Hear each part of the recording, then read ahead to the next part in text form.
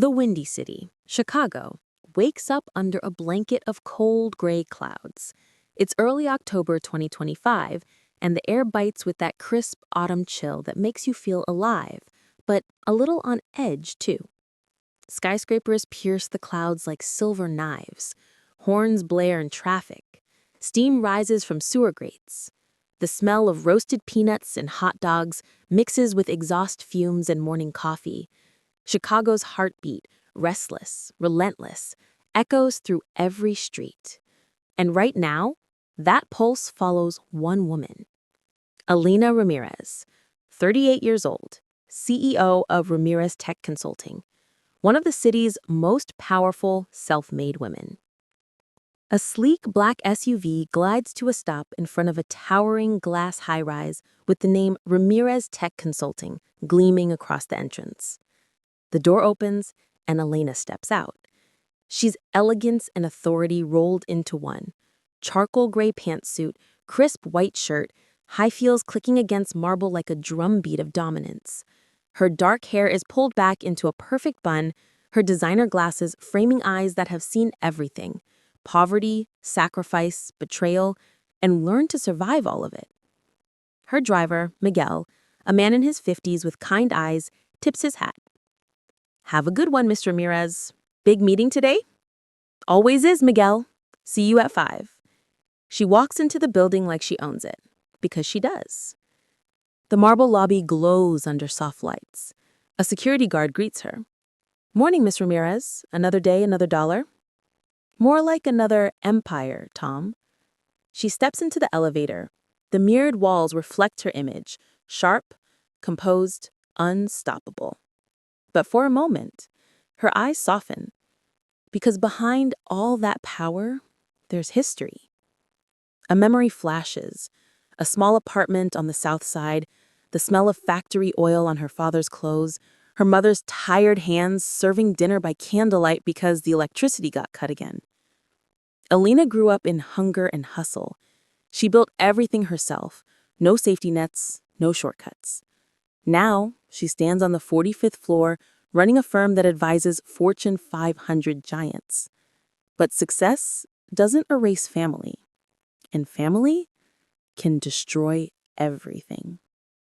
Inside her office, the Queen's domain, Elena's corner office is a view from the top: glass walls, skyline, awards lined up like trophies of war. On her shelf sits a framed photo: 2 smiling kids, Elena and her younger brother Marcus, and their parents, immigrants who crossed oceans for a better life. The door opens, and Jamie, her assistant, 25, vibrant with rainbow-colored hair and endless energy, walks in holding a tablet and a latte. "Morning, boss. Your 10 a.m. with the Google exec is locked in. Profits are up 15% this quarter. Oh, and your brother is online too, again." Elena pauses, sighs. "Thanks, Jamie. Hold my calls for the next 10. Jamie nods and leaves, and the office falls silent. Elena stares at the blinking light on her desk phone. Marcus. Her only sibling. Her weakness, her burden. She presses the button. "Elena? Marcus? What's going on? You okay?" Marcus Vio, hurried, strained. "Hey sis, yeah, we're fine, just a rough patch. Sophia's boutique's been slow and the app dev payment's due tomorrow. Could you maybe spot us 10 grand? Just for a few days." Elena closes her eyes. It's the same story over and over. 10 years of just this once. 50,000 for his first app, 30,000 for his wife Sophia's boutique, 100,000 for their luxury apartment in Wrigleyville. Vacations, investments, parties, all paid by her. Total, $250,000. But he's family. Elena says softly, "Marcus, this has to stop. You're 35. You need to build something that lasts." Marcus Vio, I know, but Sophia's got this big investor meeting. If we miss this payment, it all collapses. Please, Elena, Mom and Dad always said family sticks together." Those words hit her like a punch. Mom and Dad, the emotional leverage he always uses. She looks at the photo on her desk, her mother's eyes smiling through exhaustion, her father's rough hands on her shoulder. She exhales slowly. Fine. I'll wire it by noon. But Marcus? No more after this. Marcus VO. Relieved. You're the best, sis. Love you. The line cuts, and Elena stares at the silent phone, her heart heavy. She transfers the money. Confirmation pings on her screen, $10,000 sent. She whispers to herself, one day, this is going to bite them back. Meanwhile, the other side of town, Wrigleyville. Evening. Marcus and Sophia's apartment is everything Elena's isn't. Luxurious, loud, and fake. Floor-to-ceiling windows, marble counters, champagne chilling on ice. Marcus, in a designer hoodie, paces the floor, checking his phone. Sophia lounges on the couch, scrolling Instagram, perfectly polished. Silk blouse, blonde highlights, flawless makeup, an influencer in every sense. Did she send it? Yeah, 10 grand. But she said it's the last time. She always says that. What's 10 grand to her? She makes that in an hour. Marcus frowns. I hate asking Soph. She's helped us so much. The wedding, the boutique, this place. And we've helped her image. Without us, she's just a lonely tech nerd with no family. We make her look like a dynasty. Her words cut. Baby, just tell her the reunion is postponed. She'll believe you. She always does. Marcus slowly nods. He sends a text. Reunion postponed. Work stuff. Sophia smiles and raises her champagne glass. To us, the power couple.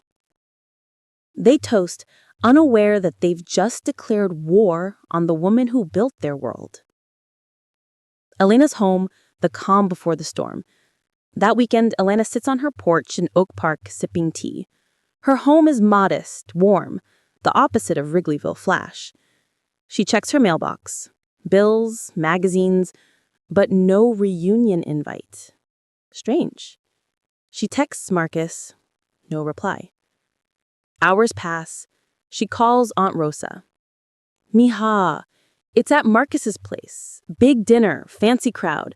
But, I heard Sophia didn't want you there. Said your story didn't fit the image. My story? The one that paid for everything they have? I know, sweetheart. They're lost in their own world. But don't you let it break you. You're stronger. Elena hangs up, her hands trembling with rage. Years of loyalty, humiliation, and sacrifice, erased by arrogance. She looks at her wall of achievements, at the photo of her parents, at the long list of transactions in her files. Every dollar, every favor. She whispers, calm, cold, final. They wanted a world without me? Fine. Let's see how long it stands. When someone like Elena Ramirez decides to fight back, she doesn't shout. She doesn't threaten. She plans. The night after the phone call with Aunt Rosa, Elena didn't sleep. She sat alone in her home office, lines closed, laptop glowing in the dark, surrounded by memories of betrayal and debt receipts that told the story better than words ever could.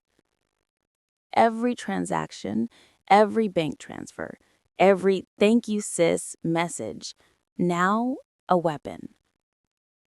She looked at her digital ledger, $250,000 in total loans, all documented, all unpaid. Her voice was cold when she spoke to herself. Let's see how the golden couple handles life without my safety net. She reached for her phone and dialed Mr. Keller, her longtime attorney, a sharp man with an even sharper sense of justice. In Elena's office, night. Keller VO. Elena, it's late. You all right? I need to enforce my loan contracts with Marcus Ramirez and Sofia Ramirez. Every cent. That's family, Elena. You sure you want to go that route? Family doesn't lie to your face and then mock your life behind your back. Send the official notice. I want full repayment in 30 days. There was a pause on the other end. Keller sighed. Understood. You'll have the documents by morning. Elena hung up, eyes fixed on the city lights beyond her window. Chicago shimmered with reflections, each one a reminder that light always cuts through darkness. She whispered, barely audible, Elena. Phase 1 begins now. Int Marcus's startup loft next morning. The next morning, sunlight poured into the open brick space Marcus called his office. A small team of developers tapped away at keyboards, the smell of burnt espresso lingering in the air. On the wall, the words Style Sync were painted in bold letters. His dream app. Sophia stood by his desk, scrolling through emails. She looked expensive, even at 9 a.m. Silk blouse, diamonds flashing with every movement. Marcus's phone buzzed. A new email. He clicked it. Subject line, Notice of Loan Acceleration. Ramirez Holdings Legal Division. As he read, his heart dropped. Effective immediately, the total outstanding loan amount of $250,000 must be repaid within 30 calendar days. Failure to comply will result in legal recovery and asset lien enforcement. His face went pale. Oh my God. What? It's Elena. She's calling everything in, every loan. That bitch, she's doing this because of the reunion, isn't she? Maybe she found out? Of course she did. Your aunt probably blabbed. Damn it. Sophia slammed the phone on the desk. She can't do this. She wouldn't. She would. Sophia paced back and forth like a cornered animal. Fine. Let her play her little game. We'll call Harrington and the investors. Once the deal goes through, we'll pay her off, make her think she won. But deep down, she knew investors don't touch instability. If word got out that their finances were fake, Style Sync would be dead before launch. And Elena was already moving toward that exact goal. Int coffee shop afternoon. Elena sat in a quiet corner booth with Detective Lane, a retired police officer turned private investigator, the kind of man who knew how to dig up truths people tried to bury. He had a notepad open, jotting details as Elena spoke. They've been lying to investors, claiming their startup is self-funded, when I've been their bankroll. That's fraud if they've doctored financials. You want me to find proof? Not just proof. I want to burn their reputation so cleanly that no one will ever believe in them again. Elaine, just like that. He chuckled softly. You've got ice in your veins, Miss Ramirez. No, just scars that healed cold. He nodded. I'll go in posing as an investor, get their financials. You'll have your proof. Make it quick. I've waited years for this. In Sophia's boutique next day. Sophia was rearranging handbags when the door chimed.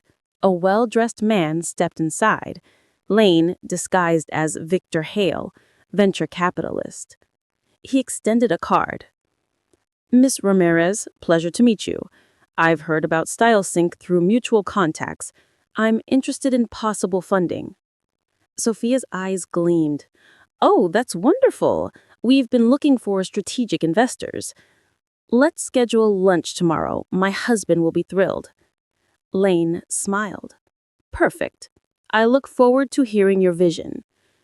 She had no idea that the investors she just invited to lunch was about to record every lie she told. And fancy restaurant the next day. Marcus and Sophia arrived early, both dressed like models for a magazine. Lane, still as Victor Hale, greeted them warmly and ordered wine. So, tell me, how did Style Sync begin? Sophia leaned in, charm dripping from her words. Oh, we're completely self-made. No outside funding, no loans. All personal savings and revenue from the boutique. Marcus nodded silently, his leg bouncing under the table. He looked nervous. Lane, recording discreetly on his phone, smiled. Impressive. I'll review these with my team. We'll be in touch soon. They shook hands. As soon as he stepped outside, his smile vanished. He sent everything, recordings, files, emails, straight to Elena. In Elena's office night. The city glowed beneath her window when Lane's message came in. She opened it, watched the video. There it was, Sophia, lying with ease, pretending Elena never existed. And worse, there were private emails between Sophia and a lawyer, plans to sue Elena for emotional interference if she ever stopped financing them. Her chest tightened, then hardened. You want a war, Sophia? You just got one. The next move, strategy. Elena began the second phase of her revenge, the corporate strike. She owned controlling shares in several consulting networks, investment firms, and client pools. Quietly, she sent out memos and subtle warnings to contacts across Chicago's business scene. The message was simple. Avoid investing in Style Sync, internal fraud concerns, no transparency. Within 48 hours, the whispers spread. By the end of the week, every potential investor pulled out. Harrington canceled the meeting. Miss Lee from Silicon Valley stopped returning calls. Sophia panicked. Marcus crumbled. Marcus and Sophia's apartment late night. The penthouse was dark except for the glow of Marcus's laptop screen. His inbox overflowed with rejection emails. They're backing out, all of them. What? Why? Rumors about fraud concerns. Someone's poisoning our name. It's her. It has to be her. Sophia threw her wine glass against the wall, shards exploding across the floor. She thinks she can destroy us? Fine, two can play this game. She stormed to her phone and called her lawyer. Yes, I want to file a defamation suit against Elena Ramirez tomorrow. Marcus stared at her defeated. Sophia, stop. We're sinking because of us, not her. No, we're sinking because you're weak, because you still care. The argument echoed through the apartment until silence swallowed them both. In Elena's house, same night. Elena sat at her desk watching the chaos unfold online. Blog articles questioning Style Sync's legitimacy, a leaked clip, Lane's recording, uploaded anonymously, Sophia's voice clear as day. We're completely self-made, no outside funding, no loans. And then evidence showing Elena's loan records. The internet turned fast. Commenters flooded their socials. Accusations, memes, mockery. By midnight, Style Sync was trending for all the wrong reasons. Elena watched in silence. No joy, no smile, just a quiet sense of justice. Elena narration. They thought I'd cry. They thought I'd beg. They forgot. I built them. And what I build, I can break. The image rises slowly as music builds in the background, vengeful strings. The narrator's voice deepens. In the war between blood and betrayal, the first shots were fired. But this was only the beginning. Because Elena wasn't done, she'd hit their finances. Revenge doesn't come in one storm. It comes in waves. And by now, Marcus and Sophia were drowning. Not in water, but in consequences. Their world was starting to crumble, piece by piece. The empire they'd built on Elena's trust was turning into dust. Interior, Marcus and Sophia's apartment, early morning. The sun barely touched the skyline when Marcus woke to the sound of his phone buzzing, again and again. He groaned, reached for it, and froze.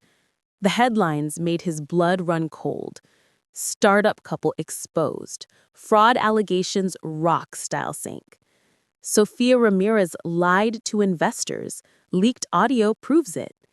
He scrolled, and there she was, Sofia's voice on video, lying to the fake investor. His stomach twisted.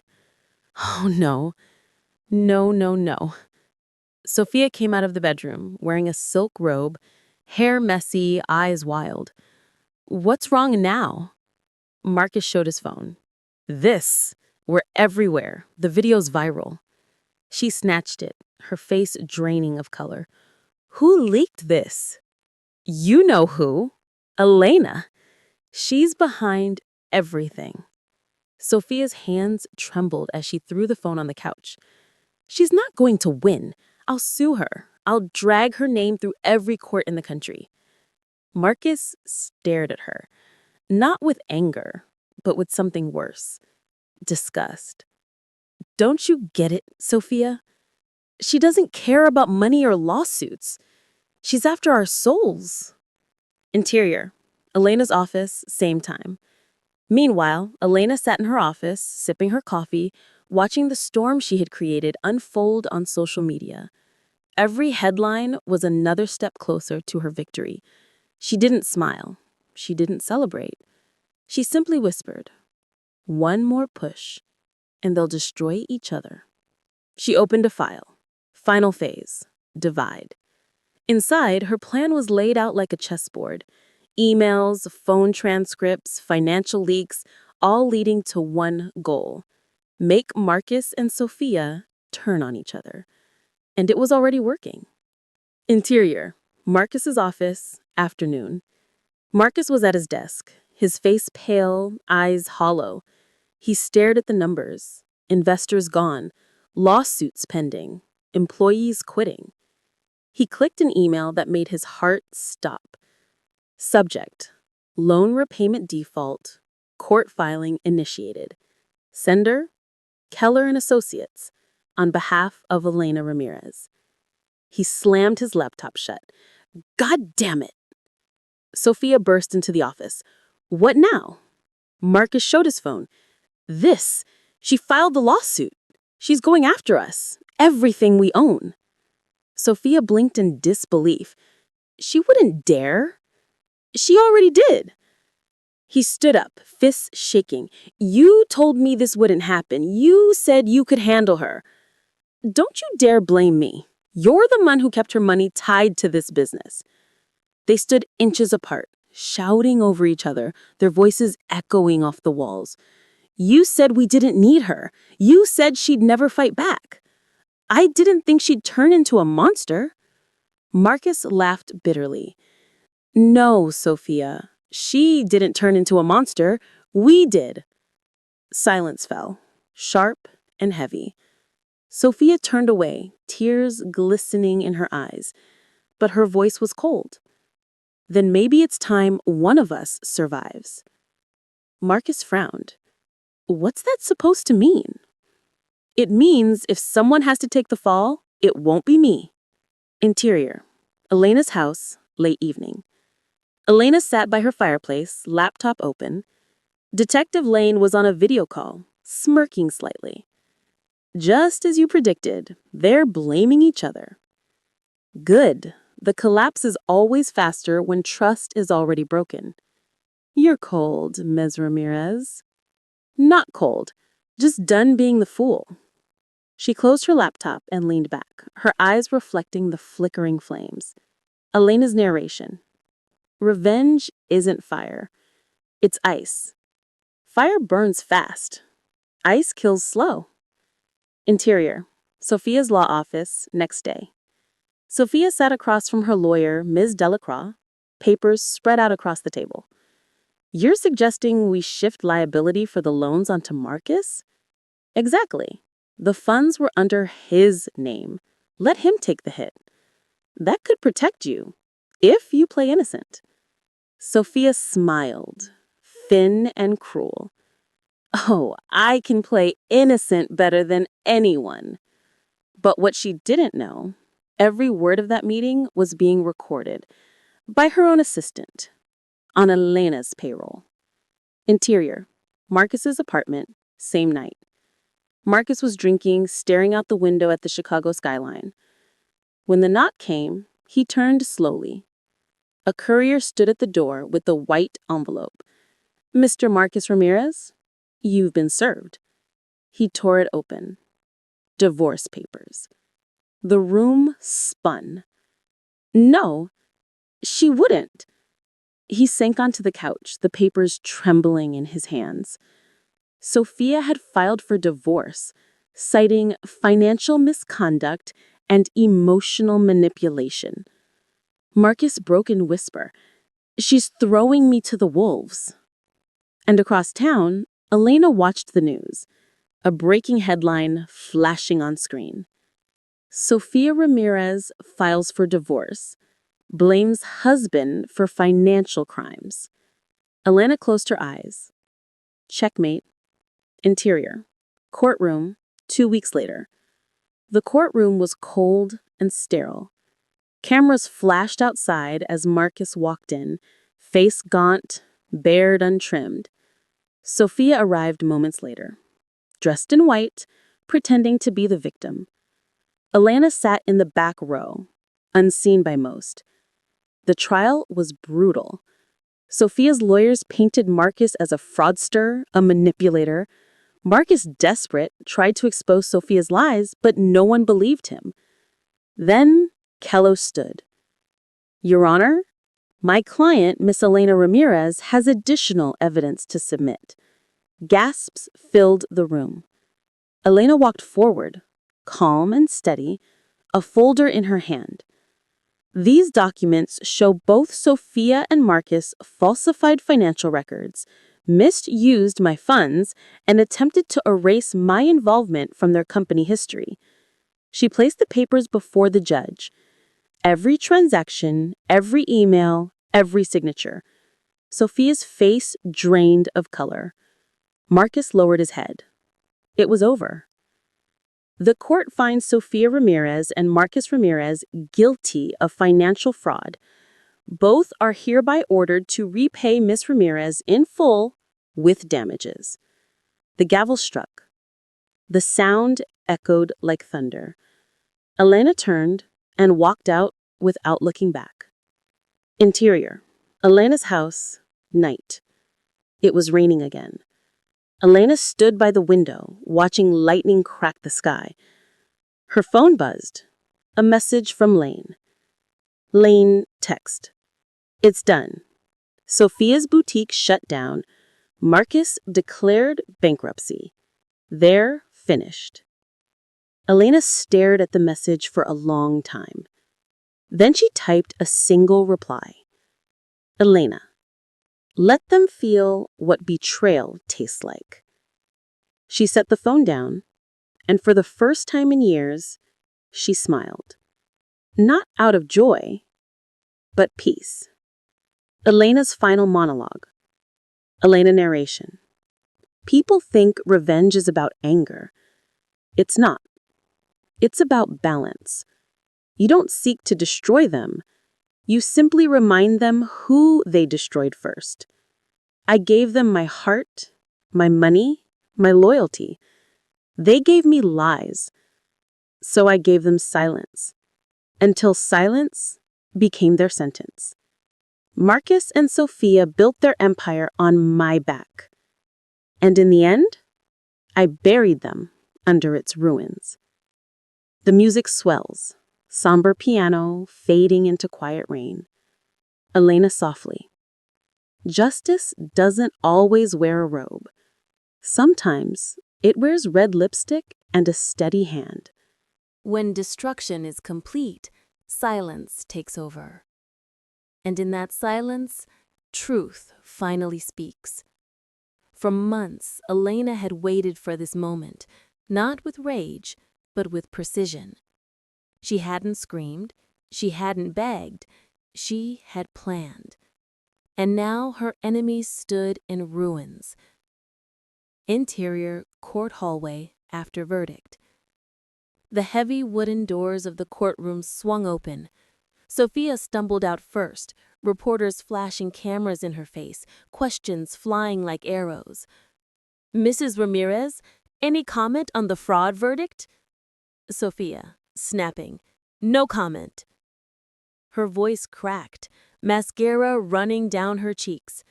She pushed through the crowd, clutching her purse, the same luxury brand she once flaunted as a symbol of success. Now it looked cheap in her shaking hands. Marcus followed, slower, shoulders slumped, eyes empty. He didn't speak, didn't fight. He just walked, like a man who had finally seen what his own choices had cost. Across the lobby, Elena stood quietly. No reporters approached her. No flashes, no noise. Just stillness. She watched them. Two people who once mocked her simplicity, now stripped of everything that had made them feel powerful. Sophia noticed her and froze. Their eyes met for the first time in months. There was no rage in Elena's gaze, no smile, just truth. Elena, calmly, "You took everything I gave and thought it made you strong. But strength built on lies always breaks." Sophia wanted to speak, to spit something cruel, but the words never came. Instead, she turned and fled, her heels echoing down the marble floor until the sound vanished. Marcus lingered. He took one slow breath, walked up to Elena, and whispered, his voice barely holding together, "I loved you once. You know that, right?" Elena, quietly, "You loved control, not me." He lowered his head and walked away. The man who once thought he owned everything, now owning nothing but regret. Interior Elena's home, night. Later that night, Elena returned home. The house was quiet, too quiet. She walked through the hallway, her heels clicking softly on the wooden floor. Every step echoed with memories, laughter, betrayal, tears, triumph. In her office, the wall of files, documents, and evidence, all the tools of her revenge were stacked neatly in a single box. She took a lighter, flicked it once, and dropped the flame inside. The papers curled, blackened, turned to ash. She stood there, eyes reflecting the fire. Elena, narration. When you finish revenge, there's no applause, no parade, just silence. You don't celebrate, you just breathe again. The flames burned out, leaving only smoke and calm. For the first time in years, Elena felt the weight lift from her chest. Not joy, not pride, just peace. The quiet kind that comes when the storm is finally over. Exterior, city rooftop, dawn. The city skyline glowed pink and gold as morning broke. Elena stood on the rooftop terrace, coffee in hand, looking over Chicago. Her reflection shimmered faintly in the glass wall beside her. Strong, elegant, free. Elena, narration. They thought revenge would make me bitter, but it made me awake. I learned that love without respect is a cage. that silence is louder than shouting, and that the sweetest justice is watching them live with what they've done. She took a sip, the sun warming her face. Behind her, on the table, her phone buzzed. A new email. From Mr. Keller. Subject: Case closed. Funds recovered. All debts settled. Elena smiled faintly, not from greed, but closure. She deleted the email, turned off the phone, and whispered, "Finally, done."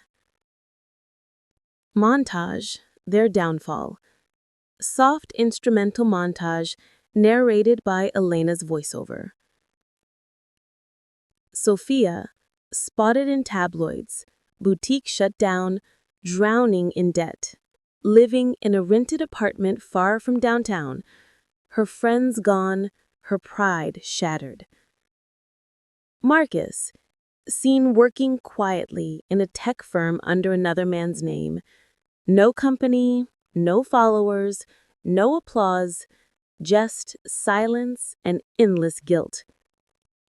Elena, unseen, unheard, untouchable. She disappeared from public life, moved her operations quietly overseas, and built new partnerships, this time with people who valued truth over charm. Elena, narration. They lost everything chasing status. I found everything by letting go. Interior, Elena's house, final scene. Evening again. Elena sits by her window, writing in a small leather journal. The rain falls softly outside. Poetic, cleansing. She writes slowly, her voice overlaying the words. Betrayal taught me who I was. Revenge taught me who I could become. And forgiveness taught me I don't owe them anything. She closes the journal and places it beside a framed photo. The three of them, back in happier days. She looks at it for a long moment, then turns it face down. The rain fades. Music swells, gentle, emotional strings. Elena, final narration. In the end, revenge wasn't about destroying them. It was about remembering myself. Because the price of blood isn't what you take, it's what you're finally willing to leave behind.